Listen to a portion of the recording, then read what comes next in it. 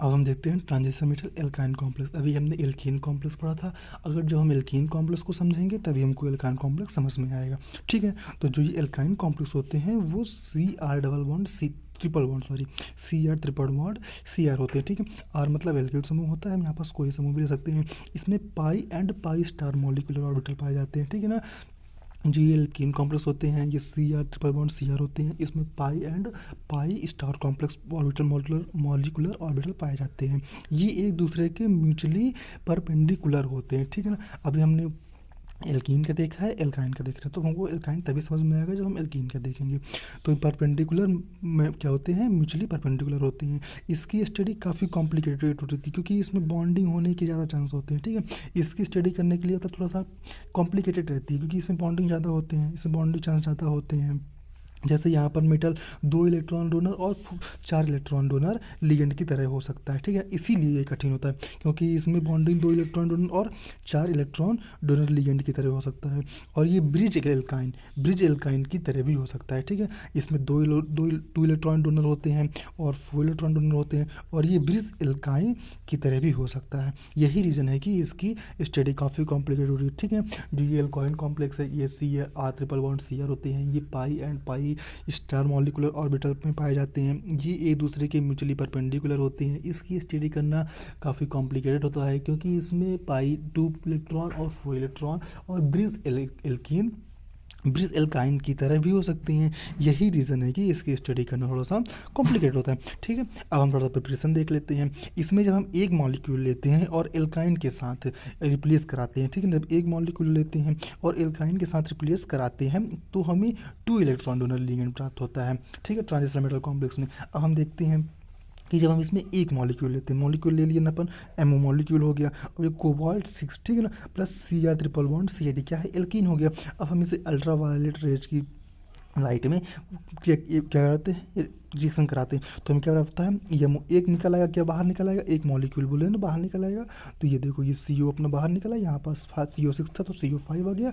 अब ये यमो CO5 हो गया और ये CR लिखिए या RC लिखिए, है ना, तो RC ट्रिपल बॉन्ड RC, ये बॉन्ड इसके साथ जुड़ गया और ये CO जो है वो बाहर निकल गया। ठीक है ना, एक मॉलिक्यूल में। एक और एग्जांपल देख लेते हैं, MOCU ईटा 5 C2H5 ईटा 5 है। ठीक है, जब अपन फ्लेक्सिबिलिटी वाले में पढ़ते थे ये सभी में यूज होता है ईटा 5 का।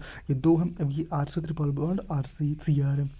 अब इसमें भी एक बाहर ग्रुप निकल जाएगा, CO निकल जाएगा। ठीक है, तो यमो बचा यहाँ पास। अब इंटा 5 C2H5 का होल ट्वाइस और RC ये इसके साथ जुड़ जाएगा, ये प्लस का चिन्ह इस हट जाएगा यहाँ से इसमें जुड़ जाएगा और ये CO ग्रुप बाहर निकल गया। ठीक है, ये एक मॉलिक्यूल के साथ हो गया। अब हम आगे देखते हैं कि अभी तक एल्काइन एक लिगेंड को हटाता था। ठीक है ना, अब एल्काइन 2 लिगेंड, अभी तक क्या हटाते थे, एक लिगेंड उठाते थे, CO बस को एक बस हटता था ना। अब इसमें हम 2 लिगेंड को हटाएंगे। ठीक है ना, अभी एक हटाए अब 2 हटाएंगे। अब फार्मूला लो, TiCO का होल ट्वाइस ईटा 5 C5H5 का whole twice plus PHC CPH। यहाँ पर हम कुछ भी ले सकते हैं। ठीक है ना, जो R अपना है, R CR था ना, तो R की जगह एल्किल समूह हो गया, PH ले लिए हम फास्फेट। ठीक है ना, PH ले लिए। अब इसकी जब हम क्रिया कराए तो कितना क्या बचा, TI ईटा स्क्वायर। ठीक है ना, इसकी क्रिया कराएंगे तो ईटा स्क्वायर आ गया। ठीक है, bond PHC triple bond CPH, ये वाला फॉर्म आ गया। अब हम इसको लिख लेंगे, ईटा 5 C5H2 का होल ट्वाइस और ये CO2 है। अब क्या बोले थे, 2 लिगेंड को हम बाहर करेंगे, तो ये 2 लिगेंड बाहर हो गई हमारी। एक और रिएक्शन देख लेते हैं, वेनेडियम की VCO4 ईटा 5 C5H5 plus RC triple bond RC, same वैसे ही है। अब 2 लिगेंड को बाहर करना है तो यहाँ पास 4 लिगेंड है, तो 2 को हम बाहर कर देंगे, बाकी सबको लिख देंगे VCO2 eta square minus bond RC triple bond CR। जो जैसे इसमें किए थे ना सेम वैसे ही करना, और ईटा 5 C5H5, बस इतना ईजी है। अपन इसकी प्रिपरेशन में 2 ही देखते हैं। अब स्ट्रक्चर इसकी बॉन्डिंग देख लेते हैं। तो जो सिंपल एल्काइन कॉम्प्लेक्स होते हैं, जो सिंपल मतलब नॉर्मल होते हैं, वो सिमिलर होते हैं किसकी तरह होते हैं, एल्कीन की तरह होते हैं। ठीक है, हम बताए थे ना जब हम एल्कीन की स्ट्रक्चर पढ़ेंगे तभी हमसे एल्काइन बनेगा। ठीक है, तो जो सिंपल एल्कीन होते हैं वो एल्कीन की स्ट्रक्चर के समान होते हैं। जैसे एल्कीन की स्ट्रक्चर था वैसे ही एल्काइन का स्ट्रक्चर होगा, लेकिन ये सिंपल केस के लिए। अभी क्या बोले हैं, जो सिंपल एल्कीन होंगे सिर्फ उसके लिए होगा। ठीक है ना, तो इसका एग्जाम्पल देख लेते हैं, trans P2 second ion chlorine P toluene BUT C triple bond CBUT। हम क्या बताए थे, ये एल्किल समूह है और यहाँ पास हम कुछ भी ले सकते हैं, ये होल यानी। और BUT का मतलब होता है टर्सरी ब्यूटाइल। ठीक है ना, जो BUT है उसका मतलब होता है टर्सरी ब्यूटाइल। तो इसकी स्ट्रक्चर देखते हैं, ये देखते हैं स्ट्रक्चर उसकी सेम स्क्वायर प्लेन की तरह होती है। इसमें 2 क्लोरीन समूह जुड़े होते हैं और एक में क्या होता है, ये एल्काइन समूह जुड़ा हुआ है C ट्रिपल बॉन्ड C, और ये BUT और ये BUT बताए थे ना। यहाँ पास हम R की जगह में कुछ भी ऐड कर सकते हैं, तो ये BUT। और एक अपना यहाँ पास NH2 बॉन्ड बेंजीन के साथ CH3 जुड़ा हुआ है, ठीक है। 2 में क्लोरीन जुड़ा गया है और 2 पोजीशन में, और एक पोजीशन में क्या जुड़ा गया है, BUTC ट्रिपल बॉन्ड BUTC, ठीक है ना। और एक में क्या जुड़ा गया है, NH2 बेंजीन के साथ CH3, ठीक है। इसको भी लिख लेते हैं स्ट्रक्चर, तो थोड़ा सा लेंथी हो जाए, अगर जो बड़े क्वेश्चन पे आएगा तो इसको हम लिख सकते हैं।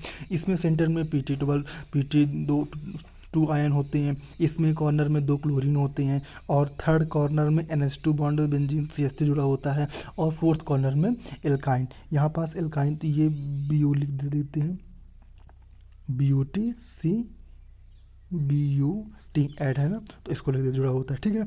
अब हम एसिटाइल कार्बन एटम की क्या देखेंगे, अब यहाँ पास हाइब्रिडाइजेशन देखेंगे, तो एसिटिलीन कार्बन एटम की sp हाइब्रिडाइज होते हैं, ठीक है। तो क्या होता है, एसिटिलीन कार्बन क्या होता है, sp हाइब्रिडाइज होते हैं। तो ये वैलेंस शेल इलेक्ट्रॉन थ्योरी, ठीक है ना, तो ये BACC ऑफ कार्बन एटम निकालते हैं, तो क्या होती है, sp होती है। तो 2s और 2p, तो ये px py के खाली हैं और बाकी सब भरे हुए हैं। तो ये पाई बॉन्ड हो गया, ये sp हो गया अपना, sp हाइब्रिडाइज हो गया 2s का और pz का। तो एसिटिलीन कार्बन एटम में 2 सिग्मा बॉन्ड और 2 पाई बॉन्ड होते हैं। क्या है, 2 सिग्मा बॉन्ड है और 2 पाई बॉन्ड है इसमें, ठीक है ना। अब इसका आगे देखते हैं सिग्मा बॉन्ड और पाई बॉन्ड। क्या बोले हैं, एसिटिलीन कार्बन में 2 सिग्मा बॉन्ड होते हैं और 2 पाई बॉन्ड होते हैं। तो 2 सिग्मा बॉन्ड, एक सिग्मा बॉन्ड कार्बन कार्बन के बीच में हो गया, ये एक सिग्मा बॉन्ड हो गया, और एक सिग्मा बॉन्ड इसमें हो गया, ये सिग्मा बॉन्ड, और एक सिग्मा बॉन्ड इसमें हो गया, ठीक है। और बाकी पाई बॉन्ड हो गए, ये पाई बॉन्ड माइनस ये प्लस, इसका प्लस इसके साथ एटम से, और इसका वाला इसका, तो ये पाई हो गया, 2 पाई निकल आए और 2 सिग्मा निकल आए, एक ये सिग्मा इसके साथ निकल आया, मतलब ये कार्बन हाइड्रोजन के बीच में एक सिग्मा ये हो गया, और एक कार्बन हाइड्रोजन के बीच में सिग्मा हो गया, ये ठीक है ना, सिग्मा बॉन्ड निकल आया। अब इसका हम MOT की डायग्राम देखते हैं। MOT डायग्राम में भी वही है, 2px 2py देख निकाल लिए, pi star 2px pi star 2py। अब पाई 2px 2py, क्योंकि यहाँ पास कौन से खाली थे सिग्मा बॉन्ड के लिए, px और py, तो हम p किसके लिए निकाल दिए, px और py के लिए, 2px 2py, ठीक है। MOT डायग्राम तो ऐसा ही होता है। अब हम देखते हैं कि इसमें मेटल और एल्काइन के बीच बॉन्डिंग होती है ना, मेटल और एल्काइन के बीच बॉन्डिंग होती है ना, ये मेटल हो गया और ये एल्काइन समूह हमारा हो गया, तो इसके बीच बॉन्डिंग होती है। तो ये मेटल और एल्काइन के लिए, तो ये EN पॉजिटिव है, ठीक है। इस बीच मेटल और एल्काइन के बीच बॉन्डिंग होती है, तो हम इस तरह का निकालते हैं। तो ये एल्काइन कॉम्प्लेक्स जो होता है, इसमें बॉन्ड ब्रेक होता है, ठीक है ना। इसमें क्या होता है, बॉन्ड ब्रेक हो जाता है। दो रहता है कि जो एल्काइन कॉम्प्लेक्स है इसमें बॉन्ड ब्रेक होता है, ठीक है। इसमें 2 इलेक्ट्रॉन फ्री होगा, ठीक है। जैसे इसमें 2 इलेक्ट्रॉन दिए गए ना, इसमें bond CR triple bond Cl, तो इसमें क्या है, 2 इलेक्ट्रॉन फ्री हो जाएगा, और 2 इलेक्ट्रॉन मेटल की तरह ट्रांसमिट करता है, तो इसमें सिग्मा बॉन्ड ट्रांसमिट करता है, और पाई बॉन्ड इसमें नहीं होता है, इसमें सिर्फ सिग्मा बॉन्ड ट्रांसमिट करेगा, पाई बॉन्ड इसमें नहीं होगा। इसी प्रकार से हम देख लेते हैं मेटलोसाइक्लोप्रोपेन का। इसमें भी देखो, इसमें 2 तरफ से जुड़ा गया है मेटल, ठीक है ना, CR से, इसमें 2 यहाँ से जुड़ गया है, यहाँ से जुड़ गया है मेटल, तो N+2 हो गया। इसका नाम क्या है, मेटलोसाइक्लोप्रोपेन भी बोलते हैं। इसे डबल सिग्मा बॉन्डिंग मेटल के नाम से भी जानते हैं, क्योंकि इसमें 2 साइड से मेटल जुड़ा गया है सिग्मा बॉन्ड, ठीक है ना। इसमें C बॉन्ड C एक्सिस में, ये C बॉन्ड C एक्सिस में अरेंजमेंट होता है, C बॉन्ड C की लेंथ को कैलकुलेट कर सकता है, ठीक है ना। कार्बन बॉन्ड को इसमें कैलकुलेट ये कर सकता है।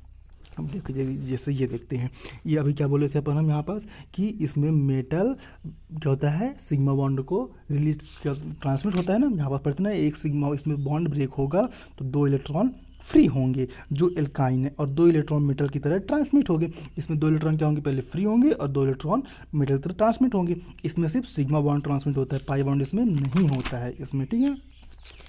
तो देख रहे हैं कि देखिए, मेटल ये हो गया, मेटल ये खाली क्षेत्र हो गया ना, इसको क्या बोलते हैं, वैकेंट। और ये जो फील्ड क्षेत्र है, ठीक है, ये CR लिए गए हैं ना, इसको हम बोलते हैं वैकेंट, ठीक। और जो ये खाली है उसको जो खाली उसको वैकेंट बोलते हैं, जो भरा हुआ है उसे फील्ड बोलते हैं, ये प्लस में ये माइनस में, ठीक है ना। और इसी प्रकार हम इसको देख लेते हैं।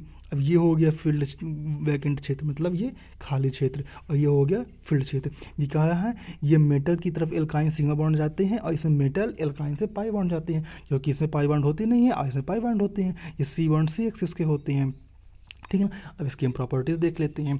ये डिस्प्लेसमेंट रिएक्शन शो करते हैं, ठीक है ना, और बहुत सारी रिएक्शन, लेकिन अपन एग्जाम इसके लिए लेते हैं, ये डिस्प्लेसमेंट रिएक्शन शो करते हैं। ले लेते हैं PTPME3 का whole twice CH triple bond CH plus RC triple bond CH, ठीक है। इसकी जब हम क्लियर कराते हैं तो क्या प्राप्त होता है, PTPME3 का whole twice RC triple bond CH, ये RC ट्रिपल बॉन्ड CH से ऐड हो गया, और plus HC triple bond CH, ये निकला है बाहर। जो इसके साथ पहले अटैच था तो वो चला गया बाहर, और जो ये एल्काइन समूह था इसके साथ अटैच हो गया, डिस्प्लेसमेंट हो गया, यहाँ से वहाँ हो गया, ठीक है। सिर्फ डिस्प्लेसमेंट करना है और कुछ नहीं है इसमें। अब PTPPS3 का whole twice CH triple bond CH plus 2PPS3 है, तो ये 2 PPS3 है और 2 PPS3 ये है, तो इसको इकट्ठा कर लेंगे हम, तो PTPPS का होल 4 और ये plus CH triple bond CH, बस इतना सा ही हमारा था। तो ट्रांजिशन मेटल का इनका इतना सा है।